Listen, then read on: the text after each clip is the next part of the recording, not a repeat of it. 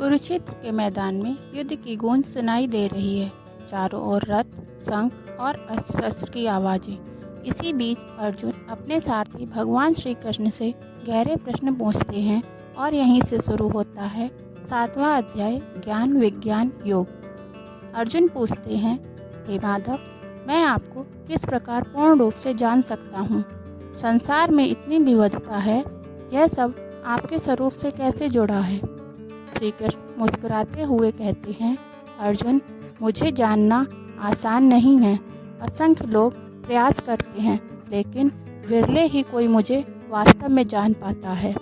वे कहते हैं कि ज्ञान और विज्ञान दोनों जब मिलते हैं तभी ईश्वर की वास्तविक पहचान संभव है। कृष्ण अर्जुन को समझाते हैं, अर्जुन, यह सारा संसार मेरी ही शक्ति से चल रहा है। पृथ्वी की ठोसता, जल की तरलता, अग्नि की गर्मी, वायु की गति, आकाश की विशालता, यह सब मेरी प्रकृति के रूप हैं। लेकिन यह सब मेरी अपरा प्रकृति है। इसके अलावा भी एक परा प्रकृति है, जीवात्मा, वही जीवन का आधार है। कृष्ण कहते हैं, अर्जुन, इस जगत की हर वस्तु मुझसे उत्पन्न होती है और अंततः मुझ में ही लय हो जाती है। मैं ही कारण हूँ और मैं ही आधार भी।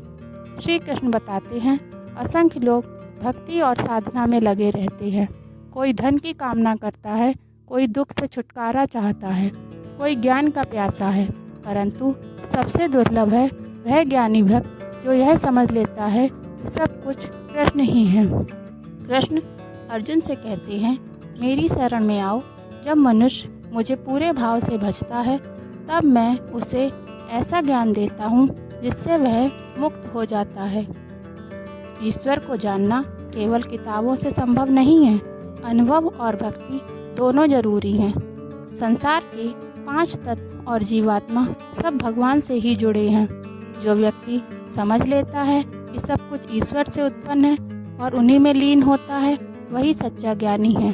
तो दोस्तों, 7वें अध्याय से हमें यह शिक्षा मिलती है कि केवल ज्ञान ही नहीं बल्कि अनुभव और भक्ति भी जरूरी है। और जब हम ईश्वर को हृदय से स्वीकार करते हैं, तब वे हमें जीवन का वास्तविक सत्य दिखाते हैं। राधे कृष्णा, मंगलानि भवन्तु।